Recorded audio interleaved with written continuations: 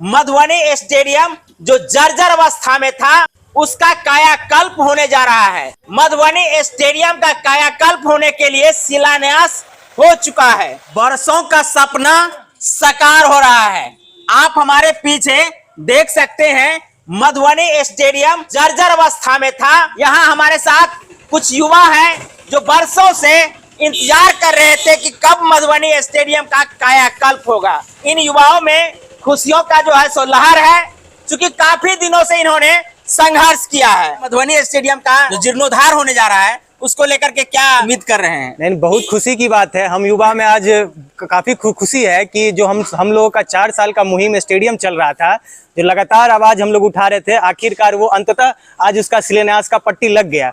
और इसमें मैं तमाम मीडिया कर्मी को और यहाँ के लोग को भी धन्यवाद देता हूँ कि इन्होंने मेरे कैंपेन को साथ दिया। वो कहते हैं ना, मंजिल उन्हीं को मिलती है जिनके सपनों में जान होता है। पंखों से कुछ नहीं होता साहब, हौसलों से उड़ान होता है। हौसलों से उड़ान होता है। और मैंने तो ये हौसला लगातार आप लोगों ने बना के रखे। जी, मैंने आपको ऑन कैमरा बोला था ना कि रख हौसला, वो मंजर आएगा। प्यासे के पास चलकर समंदर भी आएगा। मत थक के बैठे मंजिल के मुसाफिर, मंजिल भी मिलेगी और मंजिल का मजा भी आएगा। स्टेडियम तैयार हो जाएगा जी, एकदम। ये लग रहा है कि अब जो है सो बाधाएं था कुछ दिनों के लिए, वो बाधा टल गया है। वो बाधा विघ्न अब सब टल गया है। यहाँ के जितने तमाम युवा और लोग हताश और निराश हो चुके थे कि बस पेपरबाजी होता है, मीडिया कर्मी आते हैं, फुटेज लेके जाते हैं, कुछ नहीं होने वाला है।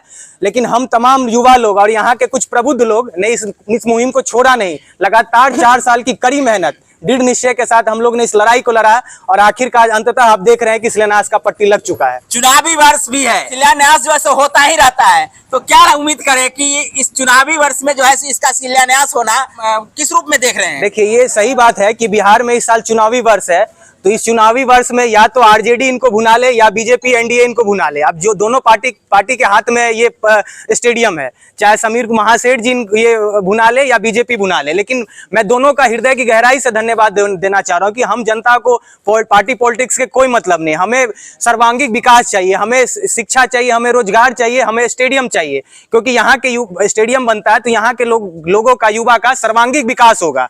तो अब लग रहा है कि मधुबनी में बड़े बड़े खिलाड़ी जो है सो पैदा होंगे। एकदम ये भूमि, मैंने आपको पहले ही बोला था, इस भूमि को मैं जितना नमन करूं उतना कम है, क्योंकि ये यहाँ के लोग में अत्यधिक पोटेंशियल और क्षमता होती है। तो स्टेडियम बनने दीजिए। मैं ऑन कैमरा फिर से बोल रहा हूं कि विगत 5 सालों के अंदर अगर मॉडर्न इंफ्रास्ट्रक्चर बनती है तो यहाँ के प्लेयर जरूर राज्य स्तर पे, देश स्तर पे और IPL में प्रतिनिधित्व करते आपको नजर आएंगे।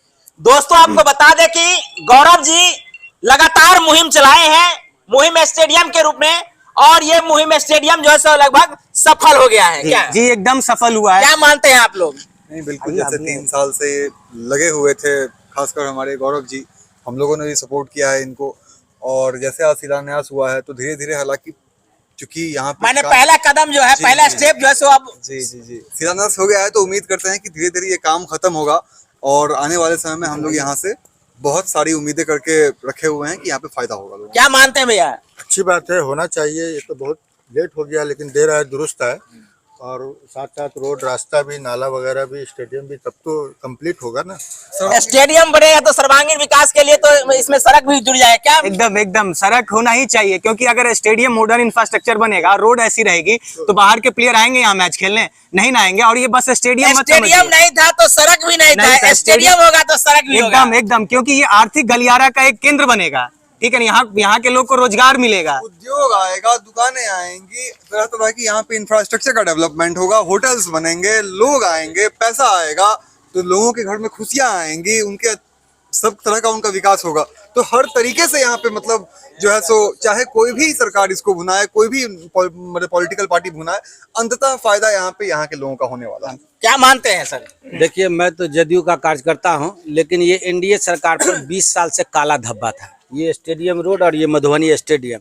अब लगता है कि ये स्टेडियम का जीर्णोद्धार अगर हो जाएगा तो काला धब्बा, आप ही तो उसी में से हैं, एकदम धब्बे में से हैं। इस धब्बे को मैं मानता हूँ, स्वीकार करता हूँ। इस धब्बे को लेकर के मुख्यमंत्री के जनता दरबार तक गया, 100 से ऊपर आवेदन लिखा, लेकिन आज अब जो है 20 साल के बाद जी, और जनता दरबार में हो के आने के 3 साल के बाद आज वो दिन देखने को आया है। क्या लगता है नन्हे मुन्ने जो हमारे घर के बच्चे हैं, जो लगातार इस चीज को खलल कर रहे थे कि हमारे क्षेत्र में स्टेडियम अच्छा नहीं है, अब स्टेडियम जब बन जाएगा तो वो उन बच्चों का सपना जो साकार होगा। एकदम साकार होगा। मिथिला का युवा ऐसे भी हर चीज में आगे है। लगातार यहाँ मुहिम चलाया गया कि मधुबनी स्टेडियम जो जर्जर अवस्था में था वो अच्छा रहे।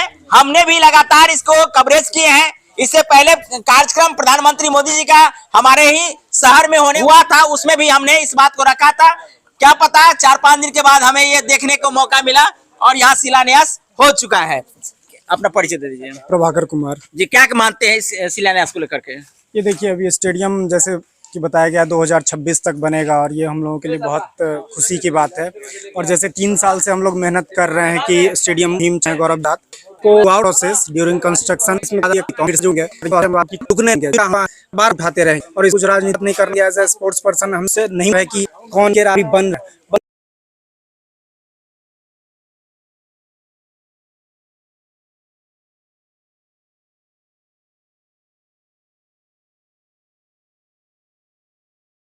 तो लग अब ये सकने वाला है और सक जाएगा। तो बच्चा जो उन बच्चों के लिए क्या कहें आपके ये स्टेट से नए रूप में जो आ रही है के लिए एक प्लेन बनेगा ना। वो पहले पूछते कि भैया चाक हमारे लिए किए क्या, यही खंडर दिए, लेकिन अब वो हमें कहेंगे कि आप मुझे एक प्लेटफॉर्म दो, इस प्लेट को वो भुना के ज्यादातर पे खेल सकते हैं, अपना नाम करते हैं और